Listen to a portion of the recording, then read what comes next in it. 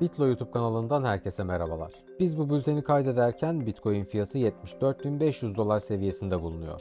Elbette piyasaların gözü kulağı ABD ile İran arasındaki barış görüşmelerinde. Biz de bugün barış görüşmelerinin gidişatının piyasaları nasıl etkileyebileceğini finans analisti İslam Memiş'le değerlendirdik. Altın ve Bitcoin ne olacak sorularını da sorduğumuz bu yayını YouTube kanalımızda bulabilirsiniz. Drift protokol geçtiğimiz günlerde bir güvenlik sorunu yaşamıştı. Şimdi ise toparlanmaya çalışıyor ve kullanıcıların kayıplarını telafi etmek amacıyla Tether'den yaklaşık 127,5 milyon dolar fon aldı.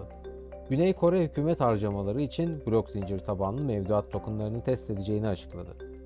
Bu arada Bitlo yeni üyelerine 250 TL değerinde dijital ons altın hediye etmeye devam ediyor. Siz de Bitlo'ya üye olabilir ve 250 TL değerinde Tether Gold hediyenizi alabilirsiniz. Bugünlük bizden bu kadar. Yarın tekrar görüşmek üzere. Kanalımıza abone olmayı unutmayın. Kendinize iyi bakın.